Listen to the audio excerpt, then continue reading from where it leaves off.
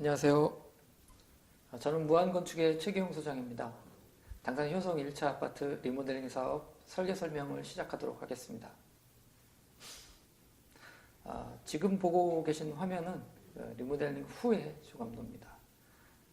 기존 아파트에서 층수라든가 아니면 볼륨이라든가 이런 게 변경된 사항들을 보실 수가 있고요. 이거는 조감도 주경이고요. 이거는 밤에 보셨을 때 야경 부분입니다. 지금 여기 여러분들이 가지고 계신 책자에 들어가 있는 설계 개요인데요. 이거를 좀 더 크게 해서 보도록 하겠습니다.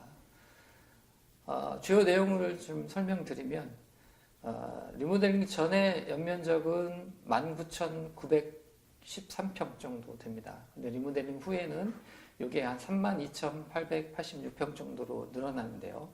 세부적으로 좀 보면 지상층이 14,567평에서 21,179평으로 늘어납니다. 이 지상층이 면적이 늘어났다는 의미는 실제로 여러분들이 쓰고 계신 아파트 면적이 늘어났다는 내용으로 받아들이시면 되고요. 그리고 지하층이 5,345평에서 11,707평 정도로 늘어났습니다. 이 지하층이 늘어난 것은 기존에 있던 주차장을 더 추가로 확보를 한 면적입니다. 그래서 주차장이 기존에 2층이었던 게 지하 4층으로 늘어나면서 한 2배 정도의 면적이 더 확보가 됐고 주차 대수도 그만큼 확보가 됐다고 보시면 됩니다. 그리고 용적률은 현재 283% 정도에서 리모델링 후에는 412% 정도로 더 늘어나게 되고요. 그리고 세대수도 484세대에서 540세대로 60세대 정도가 늘어납니다. 그리고 건물 규모를 보면 현재 제일 높은 층이 24층이었는데 이게 25층으로 되고 19층이 20층 뭐 이렇게 해서 한 층씩 건물 높이가 좀 늘어나고요. 지하 3층이었던 게 지하 4층으로 건물이 늘어나게 됩니다. 그리고 주차 대수를 보면 현재 580대로 세대당 1.2대 정도의 규모였었는데 리모델링 후에는 843대로 세대당 1.56대 정도의 규모로 주차 대수가 늘어나는 것을 보실 수가 있습니다.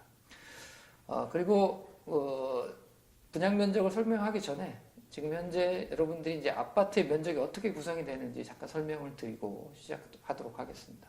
아파트 면적을 보시면 전용 면적이라는 게 있습니다. 전용 면적은 실제로 여러분이 쓰시는 방, 거실, 주방, 욕실 등 세대가 전용으로 쓰는 면적을 전용 면적이라고 부르고요.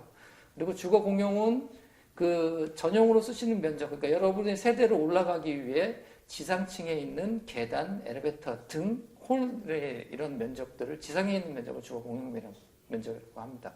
그리고 서비스 면적은 쉽게 얘기하면 이제 발코니 면적인데 바닥 면적에 들어가지 않는 면적이지만 실제로 여러분들이 실사용하고 있는 면적을 서비스 면적이라고 부를 수가 있고요.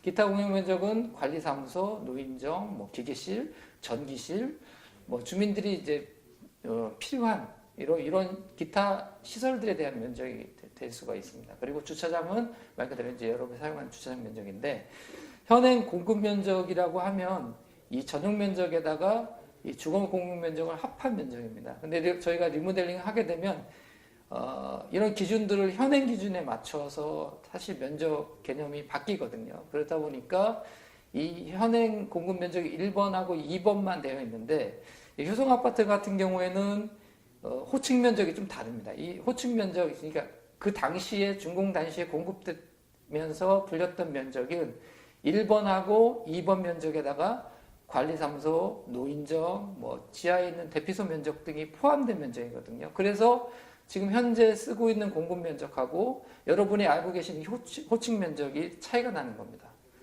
세부적으로 분양 면적표를 한번 보시면 47평형입니다. 그래서 이 호칭 면적이 47평인데 이거를 현재 기준으로 다시 한번 쭉 산정을 해보면 전용 면적이 기존에 134.77제곱미터였습니다. 이게 리모델링 후에 152.6제곱미터로 늘어나는데 오른쪽에 비교해 보시면 이 늘어난 비율이 13.23% 정도 면적이 늘어난 겁니다. 이렇게 해서 공급 면적이 전에는 현행 기준으로 다시 한번 공급 면적 산정하면 47평인데 이게 56평으로 늘어난 거고요.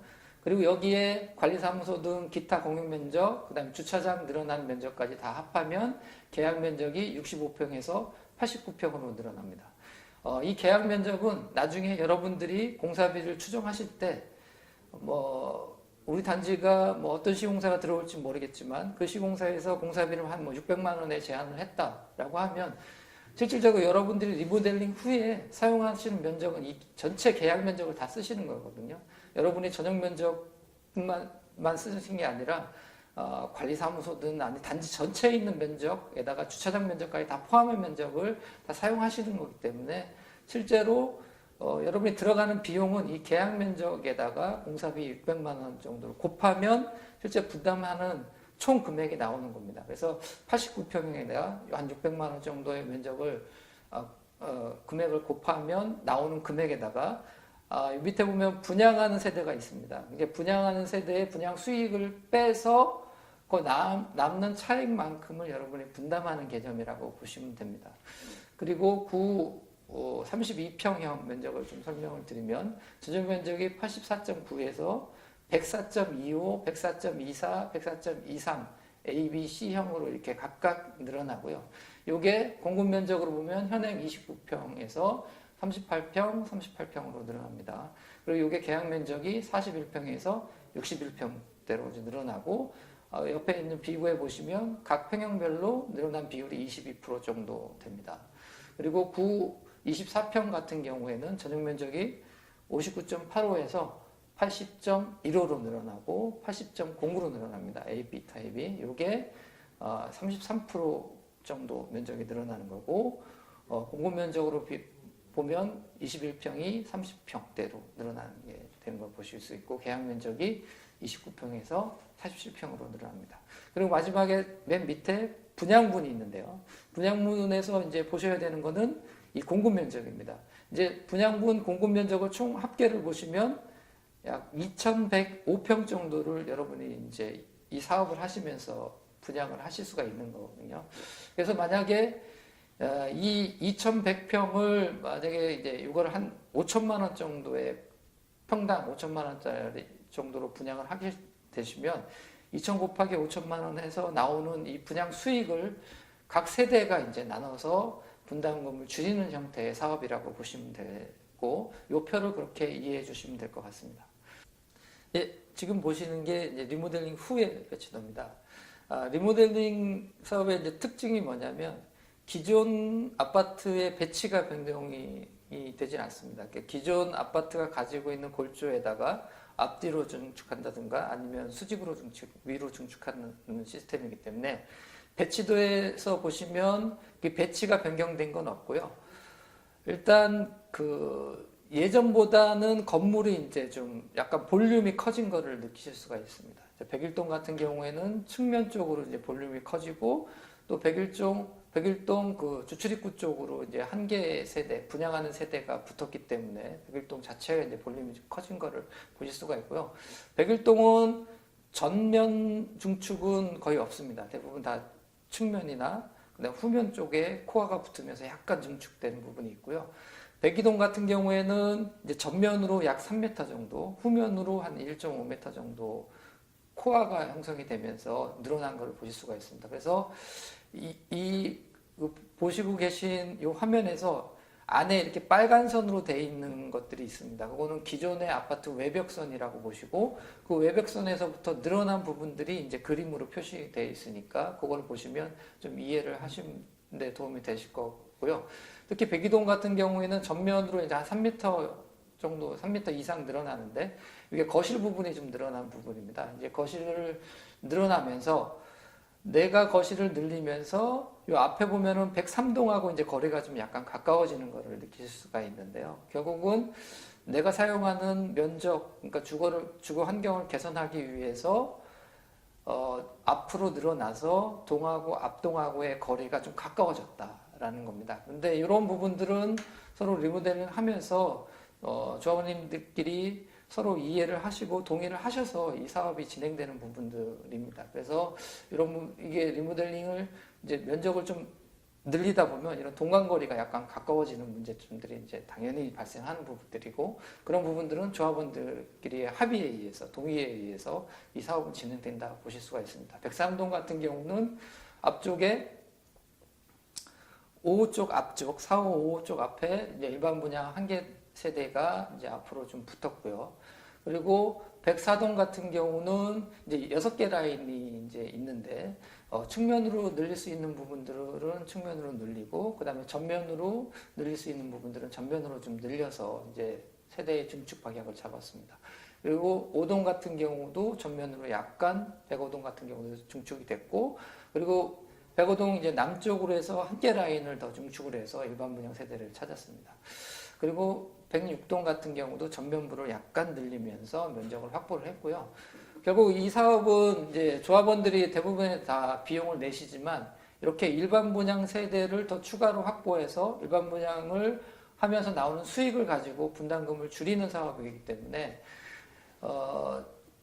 이 배치도에서 보시면 일반 분양 세대가 101동, 그 다음에 105동, 그 103동 앞쪽으로 이제 하나씩 이제 붙었습니다. 그러니까 이 세대를 확보를 하면서 전반적으로 조합원님들의 분담금을 줄여서 이 사업이 가능하게끔 이렇게 배치가 됐다라는 걸 이제 보실 수가 있고요.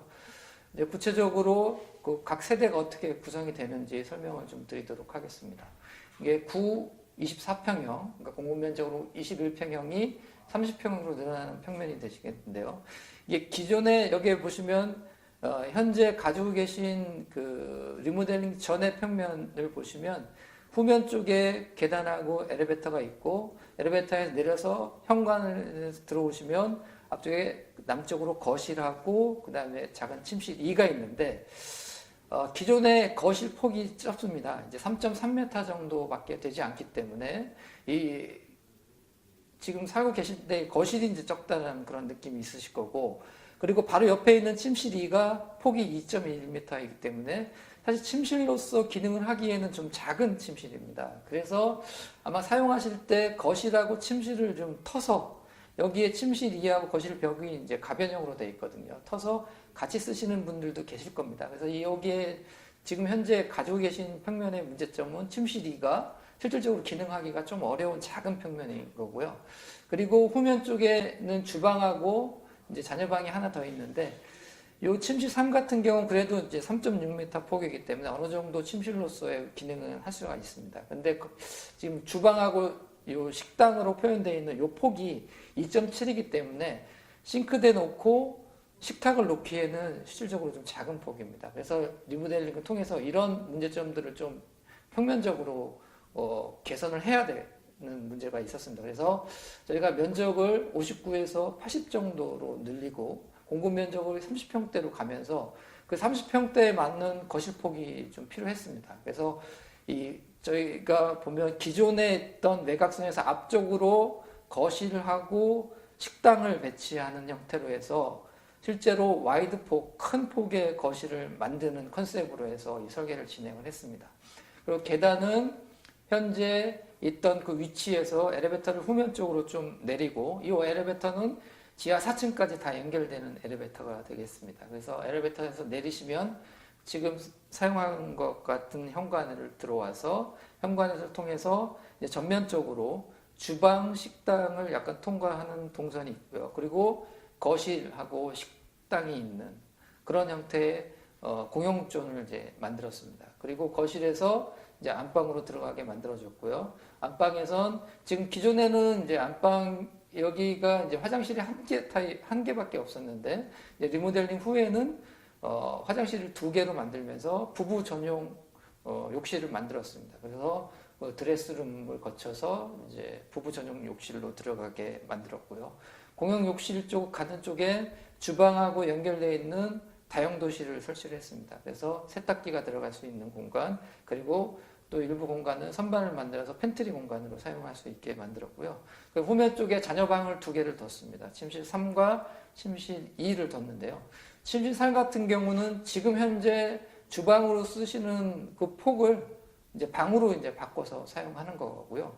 침실 2 같은 경우는 기존에 침실 3이 3.6m 넓은 폭의 이제 방이었는데, 그전에는 여기에 이제 반층 같은 게 있었는데, 이걸 아예 삭제를 하고 큰 폭의 침실을 사용할 수 있게끔 레이아웃을 변경을 해서 정리를 했습니다. 어쨌든 이걸 좀 정리하면 전후면으로 면적을 좀 늘렸고, 그다음 서비스 면적을 아예 다 찾는 형태로 설계를 했고, 거실 크기를 확대를 했습니다. 그리고 주방도 실질적으로 사용할 수 있는 폭, 그리고 식당을 거실하고 같이 사용하는 대면형 주방의 형태로 계획을 했고, 방 크기도 지금 쓰고 있는 것보다는 조금씩 다 확대를 한 형태로 설계를 진행을 했습니다. 80B형입니다. 80B형 같은 경우를 보시면 이제 거실이 이제 동쪽으로 되어 있었고요. 마찬가지로 전에 설명드렸던 것처럼 침실 3이 사실은 폭이 2.1밖에 안 되기 때문에 똑같은 개념으로 해서 방으로 쓰기에는 너무 작은 그런 침실들이 있었는데, 이거를 좀 개선을 하려고 했고요. 마찬가지로 주방도 2.7 폭이었기 때문에 똑같은 개념의 식탁이 들어가기에 좀 작은 크기였습니다. 그리고 안방이 남쪽으로, 그 다음에 또 자녀방 침실 2가 남쪽에 이렇게 배치되어 있는 형태였는데, 저희가 리모델링 후에는 전체적으로 포베이 형태로 이제 바꿨습니다. 그러니까 거실 있는 쪽으로 침실 2개, 그 다음에 안방까지 다 들어가 있는 포베이 형태고, 거실하고 주방이 같이 연계되어 있는 그런 공간으로 동선을 좀 만들었고, 마찬가지로 안방에 드레스룸과 그다음 부부 욕실을 넣고 주방 쪽에 다용도실을 설치하는 형태로 해서 평면 개선을 했습니다. 그리고 이게 32평형, 그러니까 공급 면적으로 20평에서 38평으로 늘어난 평면입니다. 전용 면적은 84에서 104로 늘어났고요. 여기는 보시게 되면 특징이 측면 세대입니다. 각 동의 측면에 있는 세대들은 저희가 측면적 여유 공간을 이용해서 베일을 증가하는 형태로 설계를 진행을 했습니다. 그래서 기존에 거실, 안방 2베이 구조에서 거실, 안방, 거실, 침실이 있는 3베이 구조로 평면을 만들었고요. 보시면 리모델링 후에 엘리베이터가 후면 쪽으로 설치를 했습니다. 이게 지하 4층까지 다 연결된 엘리베이터를 타고 현관으로 들어오시면 현관도 지금 뭐 신발장을 양면으로 좀 해서 수납을 강화했고요. 전면 쪽으로 거실이 있고 그 다음에 안방이 있고 안방에 드레스룸, 그 다음에 부부 욕실을 설치를 했고 베일 하나 증가해서 자녀방을 남쪽으로 하나 설치를 했습니다. 그리고 후면 쪽에 주방 레이아웃을 더 변경을 해서 다용도실과 연계된 주방 레이아웃을 개선을 했고요. 여기는 특징이 기존에 방이 3개였던 게 방이 4개로 늘어났다는 특징이 있습니다. 근데 여기 방 개수에 대한 그 의견들이 여러 의견들이 있습니다. 이제 이렇게 실질적으로 29평에서 38평 쪽으로 늘어났는데 이게 40평대 아파트는 아니거든요. 이게 리모델링 후에 30평 후반대 아파트인데 방 개수가 4개여야 되느냐 아니면 3개여야 되느냐 이런 의견들이 있는데 이 의견들은 지금 저희가 조합 설립하고 동의서를 걷는 과정에 이런 의견들을 수렴을 해서 실제로 방을 만약에 하나를 줄이게 되면 그 방에다가 다른 용도를 집어넣을 수가 있는 거거든요. 만약에 뭐 간단하게 침실 4쪽을 주방에 쓸 수 있는 뭐 다용도실이나 아니면 팬트리 공간으로 활용할 수도 있는 거고. 그래서 방 개수에 대한 거는 추후에 조합 설립된 이후에 결정을 해주시면 거기에 맞는 레이아웃을 다시 결정을 해서 평면은 개선이 될 수 있다라는 말씀을 좀 드리고 싶습니다. 그리고 요거는 구 32평형 중에 계단 쪽 안쪽에 있는 세대입니다. 이거 같은 경우는 저희가 기존에 있던 계단 구조에 계단에 있던 계단을 철거를 하고 계단에 침실 방을 든 형태입니다. 이래서 이제 베이스를 증가한 형태가 되겠습니다. 그래서 기존 계단을 이용을 해서 베일을 늘리는 형태고요. 마찬가지로 엘리베이터는 후면 쪽으로 옮겨서 이게 지하 4층까지 다 연결되고 현관으로 들어오게 되면 현관 쪽에 신발장, 그 다음 팬트리 공간을 설치를 했고요.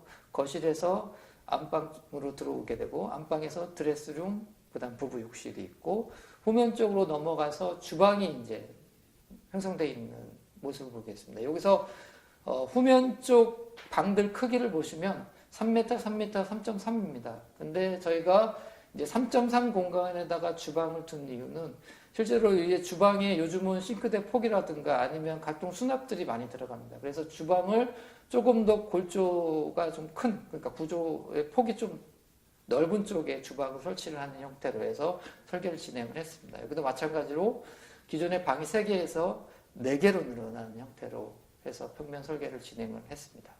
여기에 대한 의견들을 계속 주시면 저희가 내부나 아니면은 전체적으로 레이아웃을 변경하는데 참고를 해서 설계를 또 계속 추가적으로 진행을 하도록 하겠습니다.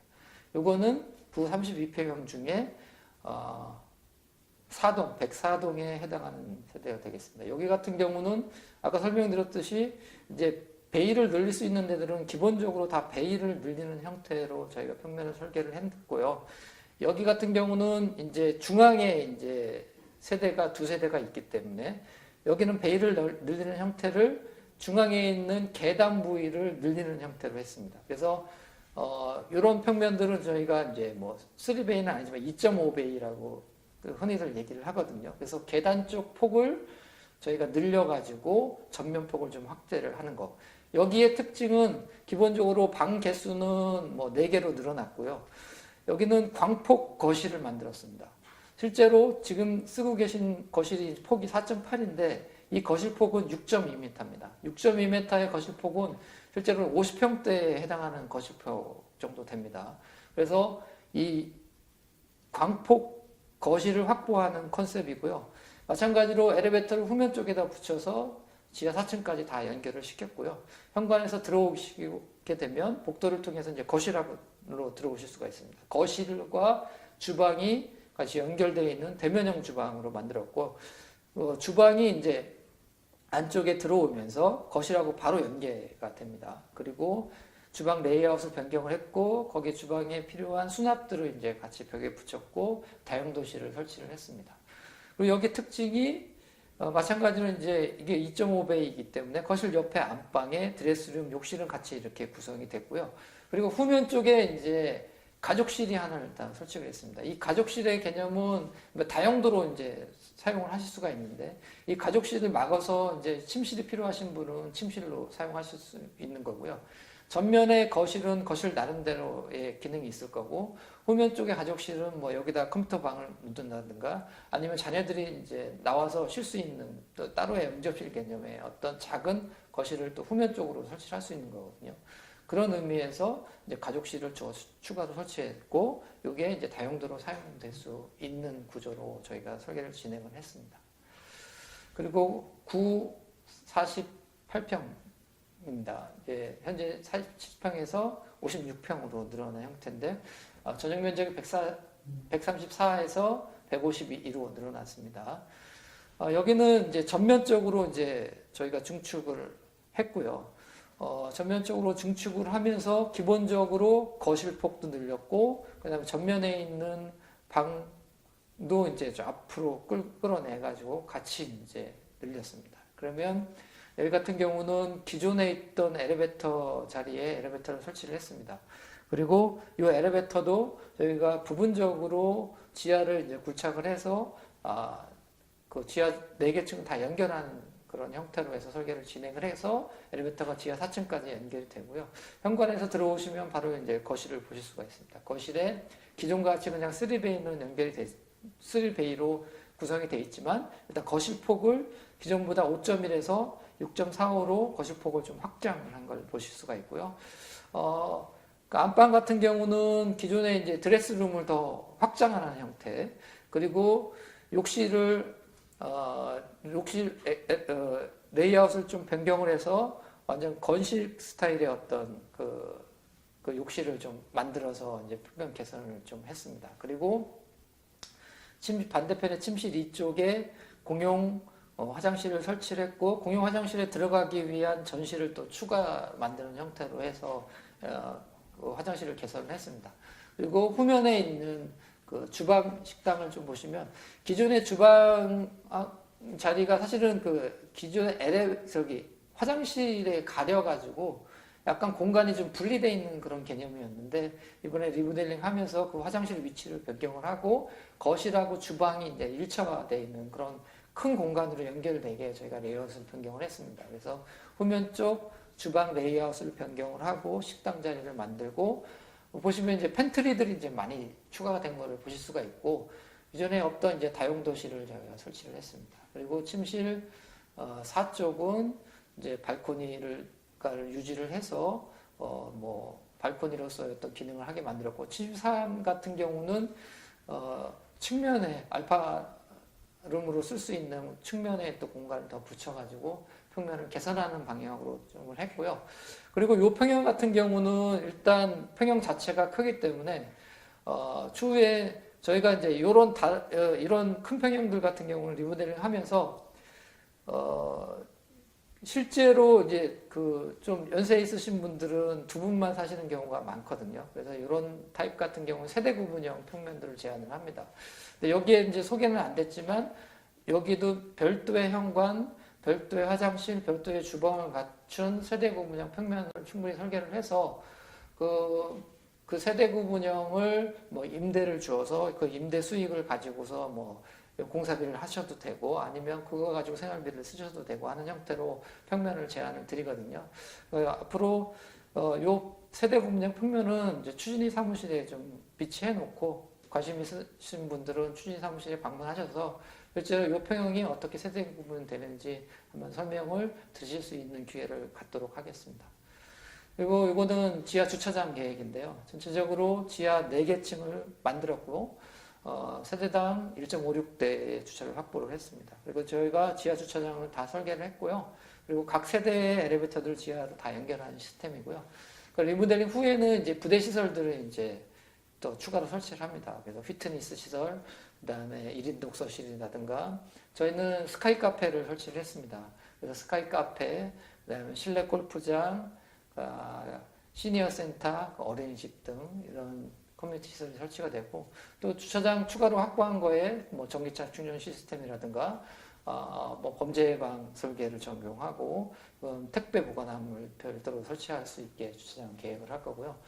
그리고 특징이 단지가 이제 한 개층씩 다 수직 이동을 하면서 1층을 피로티를 했습니다. 그래서 피로티 공간을 이용을 해서 우리가 필요한 커뮤니티 시설도 만들고, 피로티 공간을 통해서 이제 개방감을 확보를 하고 보행자 동선을 연결시키는 방법으로 저희가 설계를 했고, 또 인면은 요즘 그 신축되는 그 인면 디자인들을 보면 일부 뭐 이렇게 커튼원 룩을 쓴다든가 아니면 단지의 어떤 뭐 수기성 강조한 인면 디자인을 한다든가, 저희가 이제 스카이 커뮤니티를 통해서 단지의 어떤 아이덴티티를 확보하는 그런 인면 특화, 그리고 문주 디자인을 통해서 단지의 어떤 상징성을 확보하는 그런 계획을 했고요. 그리고 리모델링을 통해서 뭐 에너지 시스템, 그러니까 그 에너지 효율이 좋은 그런 시스템으로 리모델링이 되고, 또 중요한 게 층간소음 방지대를 적용을 해서 지금 문제가 되고 있는 층간소음을 뭐 신축에 100% 따라가지는 어렵겠지만 어쨌든 80% 이상 정도 절감할 수 있는 그런 층간 소음 방지제를 또 추가로 설치하고, 지금 공급되고 있는 그 재건축이나 아니면 신규 주택에서 되고 있는 뭐 IoT 시스템 이런 것들라든가 단지 전체를 다 공원화해서 하고, 지하 주차장은 1.5대 정도 확보를 하고, 그다음 주차장 폭도 기존의 2.3에서 2.5m인 그 확장형 주차를 전체를 다 확보를 했습니다. 그리고 차량 번호 인식 시스템이라든가 주차 유도 시스템, LED, 그다음 환기 시스템, 비상 호출 시스템, 이런 최신 설비를 갖춘 주차장으로 변경이 될 거고요. 또 리모델링을 하면서 단열을 강화하고 기밀성 창호를 쓰고 신재생 에너지를 도입을 하면서 결국은 우리가 목표로 하는 에너지 제로 하우스에 근접한 그런 주택으로 변경이 되실 겁니다. 그리고 리모델링의 특징이 기존 골조만 놔두고 모든 설비를 다 교체를 하는 거기 때문에 뭐 층간 배관 시스템이라든가 우물 천장의 환기 시스템이라든가, 그리고 고효율 그 시스템을 도입을 해서 실질적으로 관리비가 이제 제로에 가까운 그런 주택으로 변경이 되실 수가 있고요. 또한 그 현재 기준에 맞는 내진 설계를 진행을 하고 공사를 해야 됩니다. 그래서 현재 기준은 아파트는 내진 성능이 1등급입니다. 이 1등급은 여기 보시면 천년 지진 대비이고 진도가 6에 해당하는, 거기에 대비할 수 있는 아파트로 변화가 되실 거고요. 그리고 지금 현재 전층에 이제 스프링클러가 설치가 안 되어 있는데, 리모델링 후에는 전층에 이제 다 스프링클러가 설치가 됩니다. 그리고 별도의 피난을 할 수 있는 피난시설, 피난사다리가 설치가 됩니다. 그래서 지진에 안전하고 화재에 안전한 그런 아파트로 변경이 되실 거고요. 최신 설비가 도입이 될 거고, 그다음 친환경 청정 환기 시스템이 도입이 됩니다. 이거 같은 경우는 바깥에 있는 공기를 필터링해서 신선한 공기를 상시로 공급하는 시스템이라고 보시면 됩니다. 이게 리모델링을 통해서 도입이 될 거고요. 저희가 생각하는 리모델링 설계의 특징은 맞춤형 설계라고 생각을 합니다. 설계 과정에 보시면 지금 현재는 이제 동의서 진구를 하는 단계입니다. 이제 계획 설계 단계인데, 저희가 보여드렸던 이 설계는 어떻게 보면 주민들, 그러니까 추진이나 아니면 조합의 어떤 의견이 전체가 다 반영된 사항은 아니고요. 리모델링을 많이 해봤던 설계사의 입장에서 어느 정도 이 정도로 계획을 해서 리모델링 사업이 가능하겠다라는 어떤 제시의 형태입니다. 그래서 이런 평면을 보시고 의견들이 있으시면 저희가 생각할 때 그런 의견들을 적극적으로 게재를 해주셔야 여러분의 생각이 이제 이 리모델링 설계에 반영될 수가 있습니다. 그래서 의견을 추진위에 아니면 조합에 적극적으로 게재를 해주시면 그 다음 단계 뭐 대안 설계라든가 아니면 건축심의라든가 사업계획 승인이라든가 이 단계마다 저희가 설계를 업그레이드 시키거든요. 그 업그레이드 시키는데 반영을 해서 최종적으로 이 설계는 사업계획 승인이 완료돼야지만 설계가 완료가 되는 겁니다. 그리고 평면이 결정이 된다라고 보실 수가 있거든요. 그 전 단계에 의견을 주시면 저희가 최대한 그 조합원들의 의견을 반영을 해서 맞춤형 설계를 하도록 하겠습니다. 이상 설계 설명을 마치도록 하겠습니다. 감사합니다.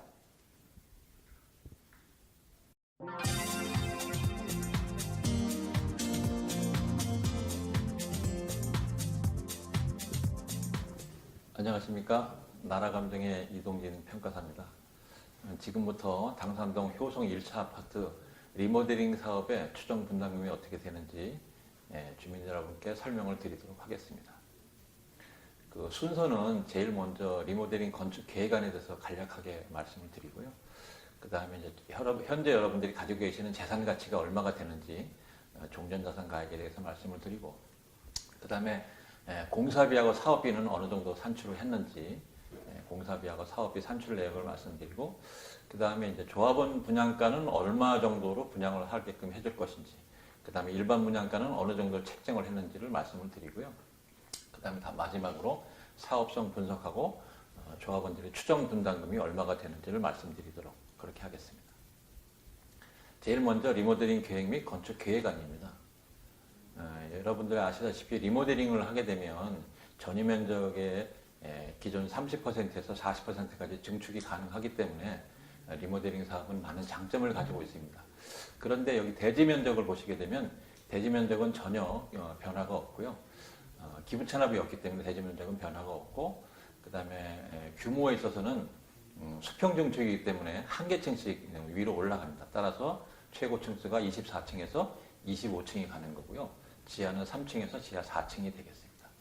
그 다음에 세대수는 60세대가 증가해서 560세대가 되는 거고요.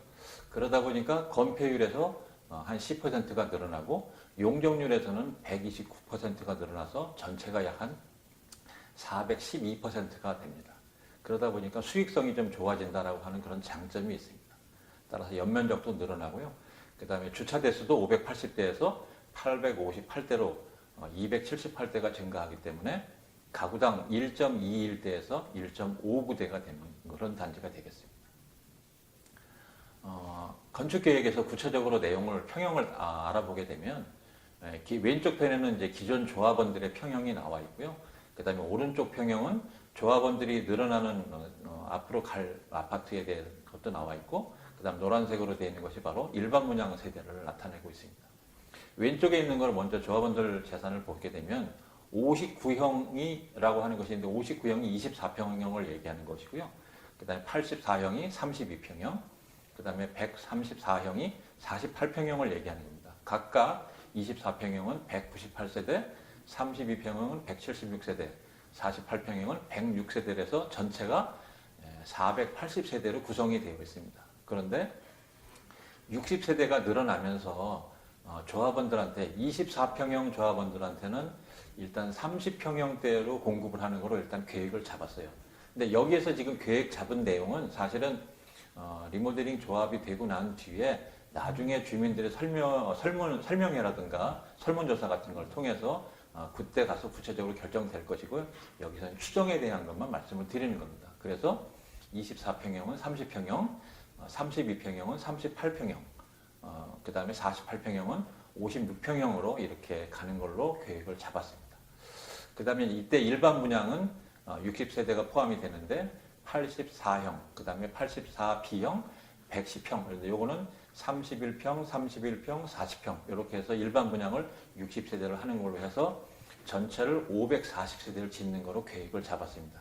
다시 말씀드리지만 이 부분은 나중에 조합이 설립이 되면 그때 설문조사를 통해서 구체적으로 확정할 수 있다, 그렇게 말씀드리겠습니다. 그러면 여러분들이 가지고 있는 재산을 종전자산이라고 합니다. 그러면 여러분들의 재산 가치가 어느 정도 되는지 그 부분에 대해서 말씀을 드리겠습니다. 사실 종전자산 감정평가는 사업 승인일을 기준으로 감정평가를 합니다. 그러니까 앞으로 2년 내지는 3년 이후가 될 거라고 추정이 되는데, 지금 현재 시점에 여러분들의 재산 가치를 먼저 가지고 이것을 감정평가를 통해서 추정을 하고, 그래서 분담금을 산정하기 위해서 지금 임시를 했다는 걸 말씀을 드리고요. 그래서 24평형은 현재 시세가 11억 8천 정도 되고요. 그 다음에 32평형은 14억 2천, 그 다음에 48평형은 15억 5천 정도 됩니다. 이 내용은 21년 8월 기준으로 했고요. 실거래 자료하고 KB 시세를 참고로 해서 평균 가격으로 낸 겁니다. 따라서 각 층별로, 호별로, 향별로 가격이 달라집니다만 이건 평균 가격으로 말씀드리니까 그건 참고로 해주시면 되고요. 제일 밑에 보시면 여러분들 1차 효성 아파트 1차의 전체 합계 금액이 나와 있습니다. 이게 바로 6,480억 정도 됩니다. 이게 현재 전체 조합원의 재산 가치다. 그리고 이것이 바로 원가가 된다. 이렇게 말씀드리니까 일단 머릿속에 6,480억 정도라고 하는 내용을 잠깐만 기억을 해 놓으시길 부탁드리겠습니다. 그 다음에 이제 공사비하고 사업비에 대해서 말씀드리겠습니다. 공사비하고 사업비도 사실은 아까 조금 전에 말씀드린 데는 종전자산하고 이 부분도 같이 비용이 들어가기 때문에 원가에 해당됩니다. 그러면 공사비를 얼마 정도 책정했느냐면 최근에 지금 계약되고 있는 아파트들이 보통 550만 원에서 600만 원 정도 책정을 하고 있거든요. 평당 가격으로.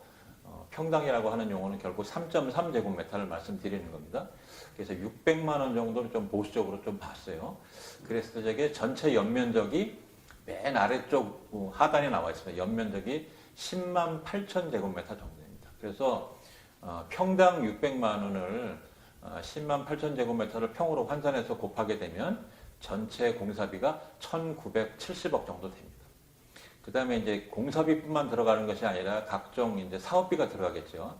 협력업체 비용도 들어가고 조합 운영비도 들어가고 각종 비용이 사업비가 별도로 들어가는데 그것을 약 한 13% 잡았습니다. 그거는 공사비의 14% 잡았거든요. 그러면 한 70만 원에서 80만 원 사이가 될 겁니다. 따라서 이것도 조금 보수적으로 더 잡아서 78만 원을 평당 78만 원 책정을 하다 보니까 250억 정도가 됩니다. 그러면 이거 두 개를 합치게 되면 2,229억 정도가 전체 사업비입니다. 그러면 아까 말씀드린 데는 종전자산 평가 금액하고 이 공사비하고 사업비 요거 두 개 합친 금액이 원가가 되는 겁니다. 그러면 그 원가가 어떻게 되느냐 말씀드린 대로 조합원의 재산 가치가 6,480억이고 그 다음에 공사비하고 사업비 합친 게 2,220억. 그래서 합치면 총 원가 금액이 8,710억이 되는 겁니다. 그럼 이 총 원가 금액을 어떻게 하느냐? 조합원들이 부담하는 분담금하고 그 다음에 일반 분양으로 들어오는 수입하고 그거 두 가지 가지고 이 총 원가를 분담을 하는 겁니다. 그럼 제일 먼저 뭘 하느냐? 공사비하고 이 조합원 재산 가치 요청을 합친 총 원가를 일반 분양 수입에서 먼저 공제를 하고 나머지 부분을 조합원들이 낸다. 이렇게 생각하시면 됩니다. 이 총 원가를요. 따라서 먼저 일반 분양 수입을 먼저 추정을 해보도록 하겠습니다. 일반 분양은 아까 말씀드린 대로 60세대를 짓는다고 했잖아요. 그러면 31평형이 14가구, 또 22가구가 또 있고요. 그 다음에 40평형이 24가구가 있습니다.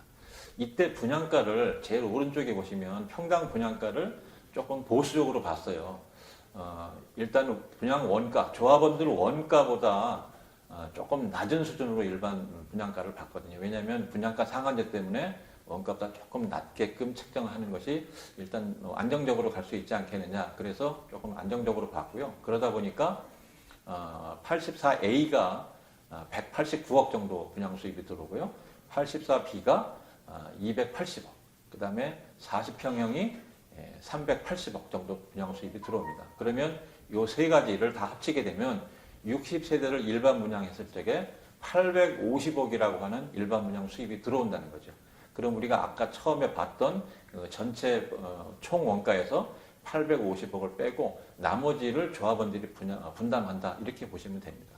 그리고 일반 분양가를 조금 보수적으로 잡았기 때문에 아마 여러분들의 나중에 분담금에 대해서는 크게 변동사항이 없지 않겠는가 그렇게 생각이 됩니다. 그러면 그 일반 분양으로 인한 수입을 공제하고 나머지 조합원들한테는 그러면 얼마에 분양을 하느냐. 30평형하고 38평형, 그 다음에 56평형으로 이렇게 아까 말씀드린 대로 평형은 변할 수 있지만 현재 이제 계획 잡은 건 이렇게 잡았는데 30평형은 A, B로 나눴고요. 그 다음에 38평형은 A, B, C 타입으로 나눴습니다. 그 다음에 56평은 한 가지 타입이고요. 그 다음에 평형당 단가는 30평형의 경우는 4,800, 그 다음에 38평형은 4,400, 그 다음에 56평형은 3,200 정도 이렇게 분양 단가를 잡았습니다. 이 분양 단가는 평당 면적이 작아질수록 아파트의 평당 단가가 올라가고요. 평당 면적이 커질수록 아파트 분양 단가가 좀 작아집니다. 이거는 일반적인 거래에 의해서 이렇게 이루어지기 때문에 이것을 감정평가할 때 이 부분을 반영해서 평가 금액을 결정했다 이렇게 아시면 되겠습니다. 그렇게 했을 적에 30평형, 그러니까 30평 A형은 감정가액이 14억 정도 되고요. B형도 한 14억. 그 다음에 이제 38A형은 16억 9천 정도 되고요. 그 다음에 38B는 16억 5천, 그 다음에 38C는 14억 4천, 그 다음에 56평형은 18억 정도가 조합원 분양가가 되겠습니다. 여기 나와 있는 이 조합원 분양가는 우측에 있는 공급 단가에 의해서 결정된 건데요. 실질적으로 나중에 시세라든가 이런 부분은 이미 아파트 주변에 있는 단지들 시세가 5천만 원, 6천만 원을 지금 바라보고 있기 때문에 그 이상 될 거라고 해서 시세 차익도 조합원 분양 원가로 주는 거니까 나중에 시세 차익도 그렇고 일반 분양가하고 차익도 여러분들한테 다 돌아가는 몫이다 이렇게 생각하시면 됩니다. 그래서 나머지 전체 일반 분양을 빼고 조합원들이 부담하는 총 원가가 7,740억 정도가 조합원들이 부담하는 돈이다 이렇게 생각하시면 됩니다. 이 부분은 이제 당산동에 관련돼서 보도 자료 나와 있는 부분을 얘기하고 있는데요. 이미 30평대가 20억이 넘어갔습니다. 실제로 당산동에서도 나중에 말씀드리겠지만 19억 정도가 벌써 인근 단지가 좀 19억을 이미 거래가 성사가 됐거든요. 따라서 거의 20억으로 돌파할 거는 금방 이루어질 것이다 이렇게 말씀드릴 수 있습니다. 요거는 이제 인근에 있는 단지들을 이제 저희가 조사한 건데요. 효성 1, 2차 아파트 인근에 당산 센트러빌 아이파크라고 있습니다. 그것은 20년 5월 달에 입주했습니다. 1년밖에 경과 안 했는데요. 밑에 보시게 되면 802세대로 되어 있고 그다음에 현대산업에서 개발한 거고요. 그다음에 32평형이 현재 실거래가 19억을 찍었습니다. 시세가. 그래서 평형당 5,900이니까요. 거의 6천만 원이 거의 됐고요. 그다음에 42평형은 22억 정도 됩니다. 평당 단가는 5,200만 원 정도 됩니다. 효성 1, 2차에 비해서 입지는 효성 1, 2차 뒤편에 있기 때문에 효성 1, 2차 아파트가 훨씬 더 입지는 좋다 이렇게 말씀드릴 수 있고요. 그 후면에 있는 아파트 시세가 이 정도 되니까 우리가 나중에 리모델링 해놓고 난 뒤에는 아파트 시세가 어느 정도 될 것이다 라고 하는 거는 여러분들이 미루어 짐작할 수가 있겠죠. 그 다음에 이제 당산동 롯데캐슬 그 옆에 있는 거는 2017년도에 입주했고요. 한 4년 정도 경과했습니다. 33평형이 15억 7천 정도 됩니다. 세대수는 한 198세대 정도 되고 있습니다. 평형으로는 4,758세대. 세대수도 작고 후면지에 위치하다 보니까 아파트 가격이 조금 좀 작죠. 그 다음에 효성 1, 2차보다 좋은 위치에 있는 것이 바로 삼성 레미안입니다. 삼성 레미안은 전철역에 바로 붙어 있기 때문에 초역세권이라고 말씀드릴 수 있고요. 이거는 삼성물산에서 지었고 2003년도에 입주했으니까 18년 경과했습니다. 그래서 오래된 아파트지만 33평형이 16억 6천 하고 있습니다. 그 다음에 그러다 보니까 평당 5천만 원, 오래된 아파트지만 평당 5천만 원이 됐고요. 그 다음 40평대는 3,300, 58평형은 3,300, 그 정도 금액을 형성하고 있습니다.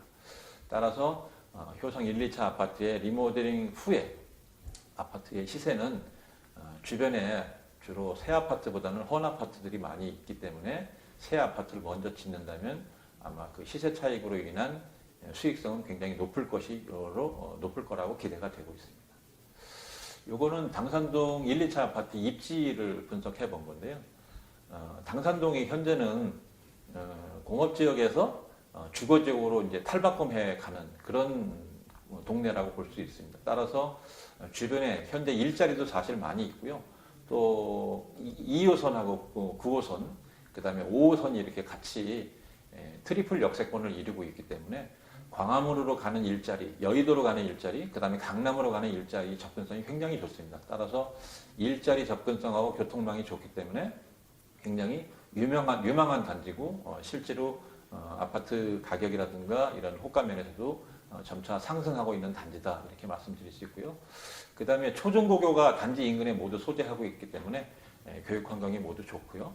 그 다음에 학원은 목동 학원인 셔틀버스를 이용해서 가능합니다. 그 다음에 자가용을 이용한 교통망으로서는 서부간선도로 그 다음에 올림픽대로를 통해서 고속도로 접근이 가능하기 때문에 사통팔달이다. 그 다음에 한강공원이 주변에 있기 때문에 한강공원 프리미엄이 있고요. 그 다음에 주변에 코스트코, 롯데마트 이런 대형 쇼핑몰들이 많이 있기 때문에 슬리퍼를 신고 써도 얼마든지 왔다 갔다 하면서 모든 것을 다 누릴 수 있기 때문에 이건 또 슬세권이라고도 합니다. 따라서 주변에 신축 아파트 수요가 많기 때문에 리모델링 후에는 상당한 기대 수익을 거둘 수 있을 것이다. 이렇게 말씀드릴 수 있습니다. 따라서 미래를 준비하기 위해서는 반드시 리모델링을 하는 것이 맞다. 이렇게 말씀드릴 수 있습니다. 그러면 마지막으로 이제 사업성 분석하고 추정 분담금에 대해서 말씀을 드리겠습니다.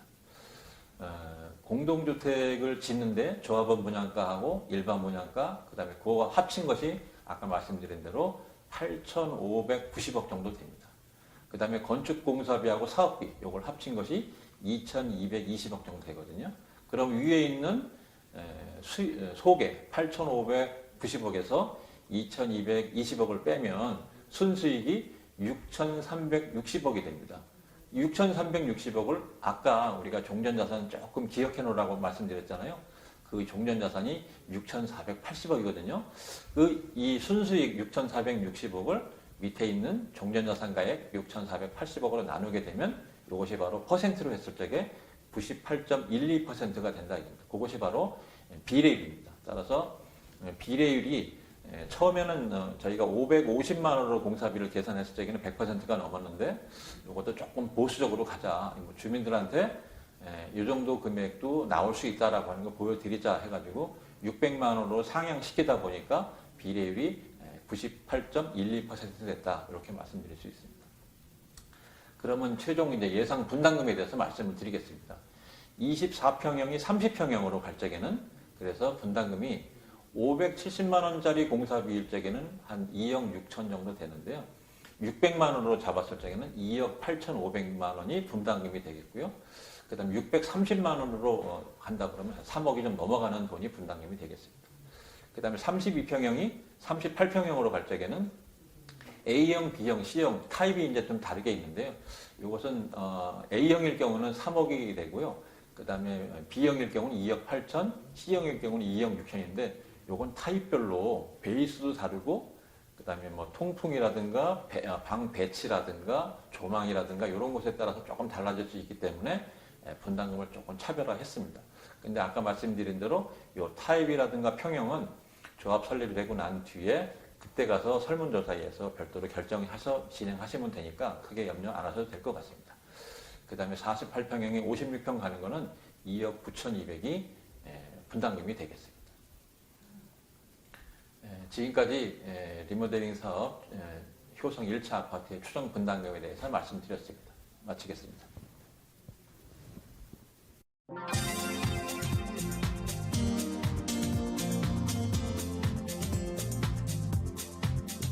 안녕하십니까. 당산효성 1차, 2차 아파트 소유자 여러분. 저는 주식회사 세종코퍼레이션의 황지하 상무이사라고 합니다. 반갑습니다. 예, 당산효성 1차, 2차 아파트 리모델링 사업 온라인 설명회를 개최하도록 하겠습니다. 설명에 앞서 먼저 말씀드리고 싶은 거는 원래 정상적인 상황이었으면은 소유자분들을 모시고 오프라인으로 다양한 설명을 드리면서 질의회신을 통해서 설명회를 개최해야 되는 것이 일반적입니다.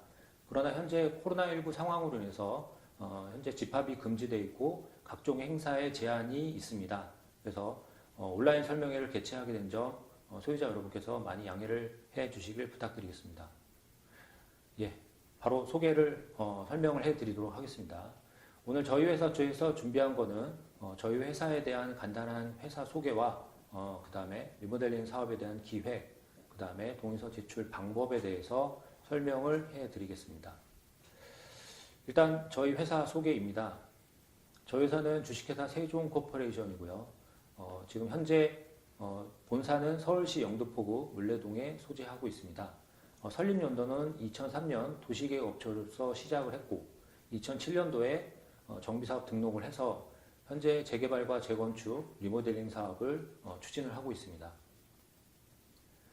저희 회사는 대표님, 부사장님 이하 경영관리부, 정비사업본부, 리모델링 사업부 본부 3개 팀을 통해서 일을 하고 있고 도시계획본부도 있습니다. 직원 수는 50명 이상 정도 근무를 하고 있습니다. 저희 대표님, 오덕환 대표님은 현재 도시계획 박사이시고요. 그리고 서울시 도시계획 심의위원이고 건축위원이고 그 다음에 검증위원으로서 활동하고 계십니다. 그리고 마포구청 공무원 출신이십니다. 그리고 김윤수 부사장님은 서울시 정비사업 코디네이터로 활동하고 계시고 저는 리모델링 사업본부 본부장으로서 업무를 하고 있습니다. 리모델링 회사 실적입니다. 저희 회사는 현재 28,000세대의 리모델링 수주 실적을 보유하고 있습니다. 보신 바와 같이 서울시를 통해서 많은 리모델링 사업을 저희 회사가 압도적으로 사업을 추진하고 있는 부분입니다. 그래서 현장은 30개 이상을 리모델링 사업 실적을 보유하고 있고 재개발, 재건축, 정비사업 실적은 마찬가지로 30개 이상, 도시계획, 교통 포함해서 100개 이상의 실적을 보유하고 있습니다. 다음은 리모델링 사업 기획입니다. 리모델링 사업이란 어떤 것이며 필요성, 리모델링을 사업을 했을 때 어떤 효과가 발생하는지, 그리고 재건축과 비교해서 어떤 부분이 다른지, 그 다음에 리모델링에 대한 절차에 대해서 소개를 해드리도록 하겠습니다. 리모델링 사업이란 주택법 제2조 제25호의 건축물의 노후화 억제 또는 기능 향상을 위한 대수선 또는 증축하는 행위라고 정의가 되어 있습니다. 범위로는 준공 후 15년이 경과한 공동주택이 리모델링을 할 수 있는 대상이고요. 증축 범위로는 85제곱미터 미만은 전용 면적을 40% 이내로 확대할 수 있으며 85제곱미터 이상은 30% 이내로 확대 가능합니다. 증가되는 세대수는 기존 세대수의 15% 이내로 한정되어 있습니다. 수직 증축은 14층 이하는 2계층, 15층 이상은 3계층 이내로 수직 증축이 가능합니다. 리모델링에 대한 필요성인데요. 불안한 노후화 엘리베이터, 썩은 배관, 오래된 욕실, 비좁은 주차장, 곰팡이, 누수, 노후화된 공간, 자산가치 하락으로 인해서 소유자분들이 살고 계신 주거 환경이 상당히 열악하고 또한 개보수를 통한 유지 비용이 많이 증가하고 있는 게 현실입니다. 썩은 배관과 비좁은 주차장을 통해서 소유자분들이 개개인 스스로가 개선할 수 있는 방법은 없습니다. 단지 썩은 배관과 비좁은 주차장은 아파트 공동주택 리모델링을 통해서만 전체적인 개선이 가능합니다. 그렇기 때문에 리모델링 사업이 필요하다고 말씀드릴 수 있습니다. 다음은 리모델링 기대 효과입니다. 열악한 환경이 개선이 될 것이고요. 그 다음에 유지 관리비가 절감될 것이고 구조 안전성이 확보될 것이고 자산 가치가 증대되는 효과가 리모델링에 대한 기대 효과입니다. 조금 더 구체적으로 말씀드리면 단지 내 조경이 많이 늘어나서 쾌적한 환경이 발생할 수 있고요. 지하 주차장이 추가돼서 불편사항이 감소될 수 있습니다. 또한 지하 주차장을 통해서 살고 계시는 세대 내로 바로 직출입이 가능하기 때문에 리모델링에 대한 기대 효과가 있다고 볼 수 있습니다. 다음은 리모델링과 재건축 비교입니다. 리모델링은 주택법에 근거하고 있고 재건축은 도시 및 주거환경법을 근거하고 있습니다. 연한은 준공 15년 경과 이후 추진 가능한 것이 리모델링이고 재건축은 준공 30년 경과 이후 추진이 가능합니다. 용적률은 리모델링은 용적률 제한이 없습니다.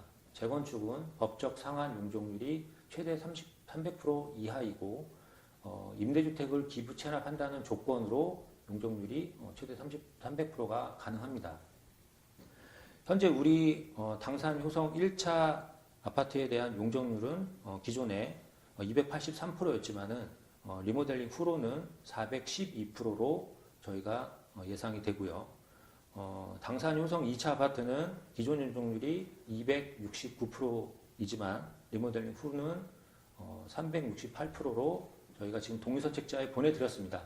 하지만 재건축을 하게 되면은 이것조차 받을 수가 없습니다. 제가 말씀드린 대로 최대 300% 이하가 최대이기 때문에 지금 우리가 리모델링 사업을 했을 때보다도 적은 용적률을 받을 수밖에 없고 1대1 정도로 재건축이 된다는 얘기입니다. 이 점은 참고하시고요.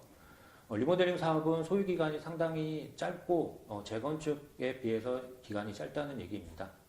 그리고 안전진단에 대해서 말씀드리면은 현재 저희 당산 효성 1차와 2차는 수직 증축과 수평 증축이 가능할 걸로 예상이 됩니다. B등급 이상, C등급 이상이 나올 걸로 예상이 됩니다. 그렇지만 재건축은 최소 D등급 이하를 받으셔야 재건축이 가능합니다.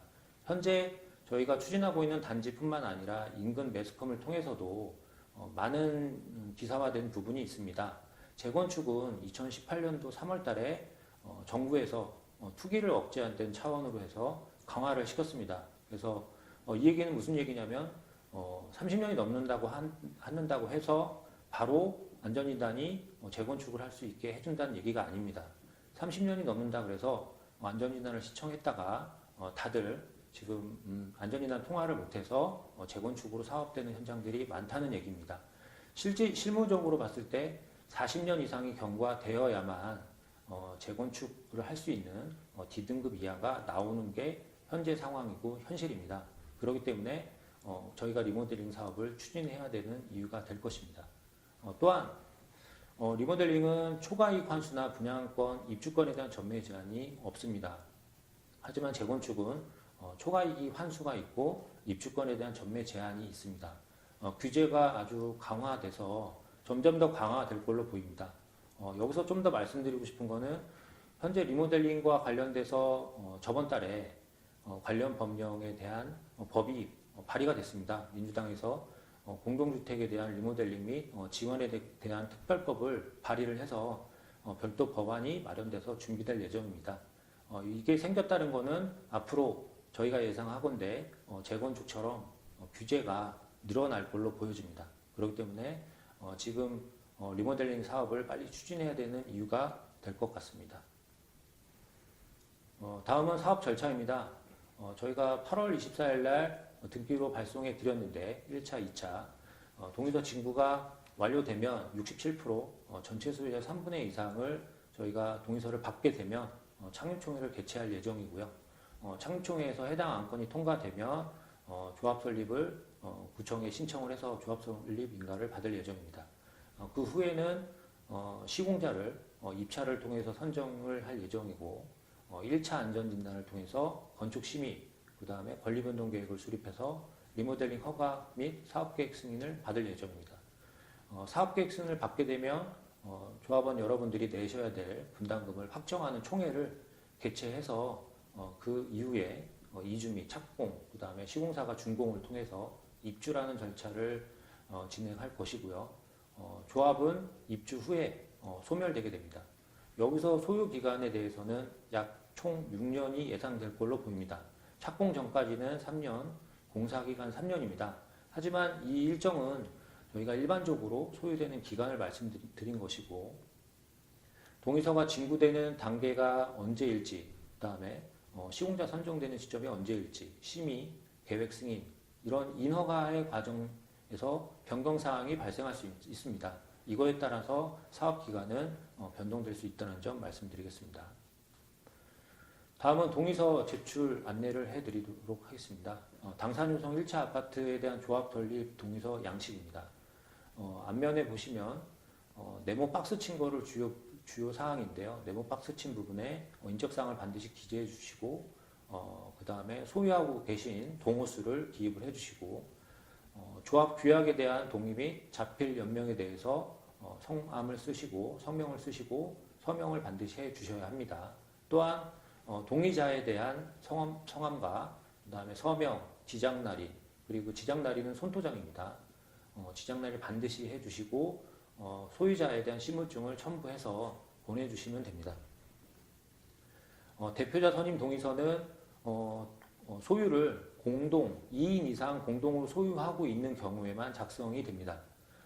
지금 위임자를 어떤 부분을 할지 정해서 위임자와 수임자가 같이 동의를 해서 대표 선임 동의서를 작성해 주셔서 보내주시면 되고요. 공동소유자 전원의 신분증은 반드시 첨부되어야 합니다. 조합 설립에 대한 결의서 제출 방법에 대해서 말씀드리겠습니다. 현재 추진 사무실로 직접 방문하셔서 신분증을 지참하시고 제출해 주시는 방법이 있고요. 저희가 보내드린 반송용 봉투에 넣어서 등기나 일반 우편으로 여기서도 신분증을 반드시 첨부하셔야 됩니다.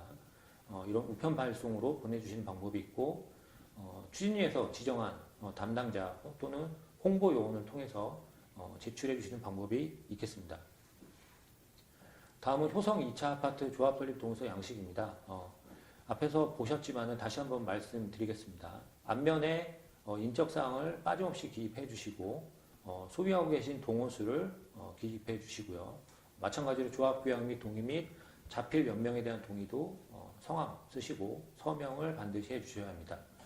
그리고 동의자에 대한 성함과 그 다음에 서명, 지장날인, 소도장도 반드시 찍어주시고 구분 소유자에 대한 신분증도 반드시 첨부해서 보내주시길 부탁드리겠습니다. 대표자 선임 동의서도 2인 이상 공동으로 소유하고 있는 경우에만 작성이 되어야 하고 위임자, 수임자를 결정하셔서 자필 서명 및 지장 날일을 모두 기입해서 공동 소유자의 신분증을 첨부하셔서 보내주시면 됩니다. 제출 방법도 추진위 사무실로 직접 방문하시거나 보내드린 반송용 봉투에 지금 동봉하셔서 등기나 일반 우편으로 보내주시면 됩니다. 또한 추진위에서 지정한 담당자 홍보 요원에게 제출해 주셔도 좋습니다. 예, 이것으로 당산 효성 1차 아파트 및 2차 아파트의 온라인 설명회를 마치도록 하겠습니다. 감사합니다.